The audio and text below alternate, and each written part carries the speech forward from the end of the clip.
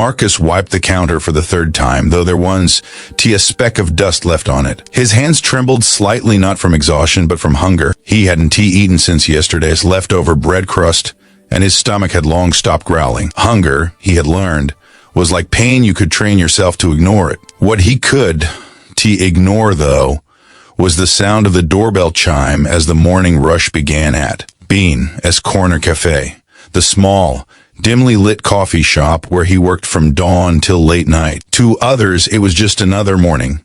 To Marcus, it was survival. If you believe in kindness, second chances, and the power of unseen goodness, please take a moment to like this video. Share it with someone who might need hope today, and subscribe to our channel for more stories that touch the soul. Every morning, Marcus noticed a woman who came in right before the cafe's busiest hour. She always wore a faded gray hoodie, dark glasses, and a baseball cap pulled low like someone trying not to be seen. Her hair was tied messily under the hood, and she never ordered anything expensive.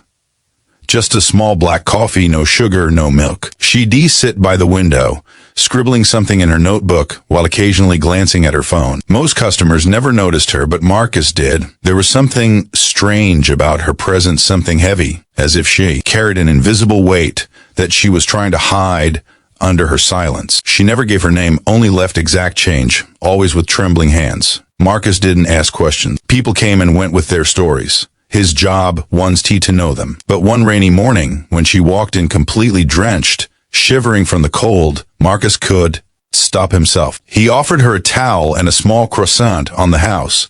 She blinked, surprised. "No one deserves to stay hungry," he said softly, smiling with a kind of warmth that costs nothing but feels priceless. From that day onward, she began to smile back, a small, cautious smile, as if her heart was learning how to trust again. Over the weeks that followed, she came every day, always at the same time, always sitting at the same table. Marcus began keeping a cup ready for her as soon as he saw her shadow through the glass door. Sometimes she would leave little thank you notes, tiny slips of paper with short phrases, like "kindness doesn't go unnoticed," or "you remind me that good people still exist." He'd find them after she left, tucked under her cup.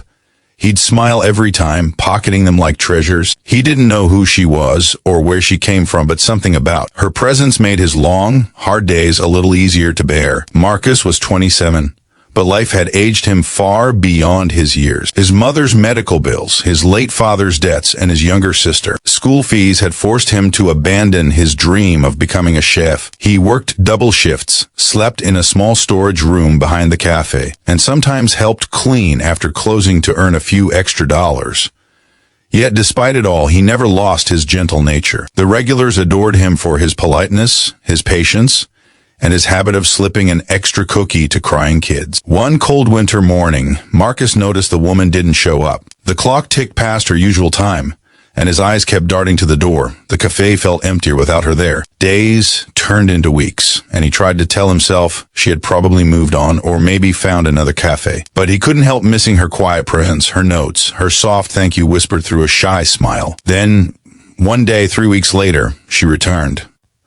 But something was different. Her hoodie was gone. Instead, she wore a tailored coat, polished shoes, and her hair sleek, shining, perfectly styled, framed her face like she had stepped out of another world. Marcus almost didn't recognize her. She walked straight to the counter, her expression calm but unreadable. "Good morning," Marcus said, his usual cheerful tone laced with surprise. "Your usual black coffee." She smiled faintly, her gaze fixed on him in a way that made him feel strangely exposed. "Yes, please. And a minute of your time." Her voice was different too, steady, confident, commanding. Marcus blinked, unsure what she meant, but nodded politely. When he brought her the coffee, she gestured toward the empty seat across from her. "Sit," she said. He hesitated, but obeyed. Something about her eyes, familiar yet distant, pulled him in. "You don't remember me, do you?" she asked quietly. Marcus frowned, trying to recall. "I'm sorry. I see many faces every day," she smiled sadly. "You saw mine, too, years ago. In another life, it seems." Marcus looked puzzled.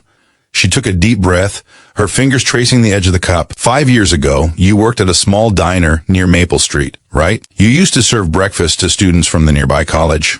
Marcus's breath caught. "Yes, I did. Before the cafe job, I was one of those students, she said softly. You probably don't remember, but one morning you found me sitting outside the diner, crying. My father had just died. I was broke, and I hadn't eaten in 2 days. You gave me a sandwich and told me not to worry about the bill. Marcus's eyes widened. The memory flashed before him, a young girl, trembling in the cold, clutching her backpack like her last possession. He remembered giving her food, slipping a few extra coins into her pocket when she wasn't looking. But he had never seen her again. I remember now, he said, his voice barely a whisper. You were Anna? Her eyes filled with tears. Yes, Anna Davis. But people now call me Ms. Davis. She paused. CEO of Aurora Enterprises. Marcus froze.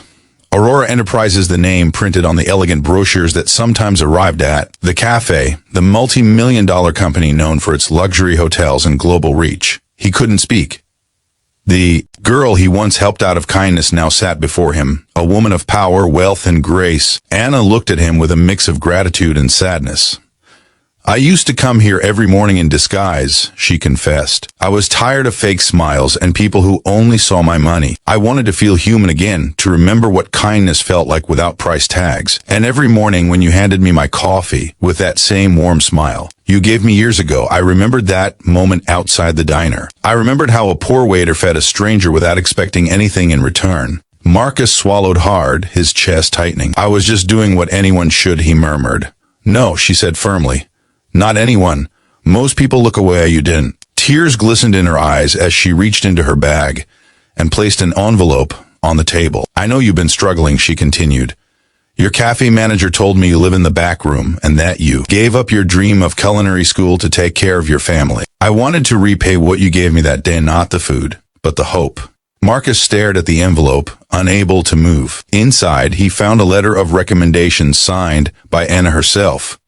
A full scholarship to a prestigious culinary institute, and a check that could pay off every debt his family owed. He looked up, speechless. Anna smiled through her tears. Kindness always finds its way back, Marcus.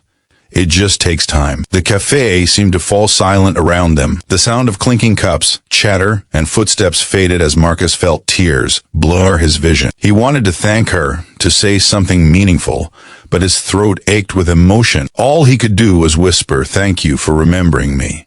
Anna stood, gently placing a hand on his shoulder. You didn't just help me once, she said softly. You helped me become the kind of person who believes in second chances. Now it's your turn.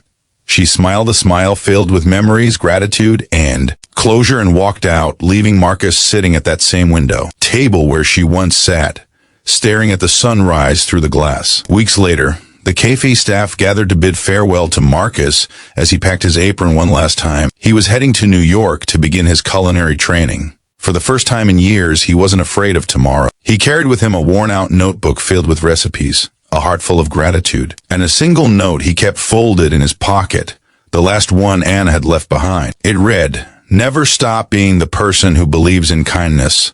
The world needs more of you." The cafe door closed behind him, and for a moment, the morning light caught his face, reflecting both the struggle he had endured and the quiet triumph of someone who never gave up. Somewhere across the city skyline, Anna watched from her office window, smiling, as she saw a young man stepping into a future he had once thought impossible. If this story touched your heart, please take a moment to like this video, share it with your loved ones, and subscribe for more stories that remind us what humanity truly means. Special request, comment below. I still believe in kindness if this story reminded you that good people still exist in this world, because sometimes a single act of kindness can change 2 lives forever.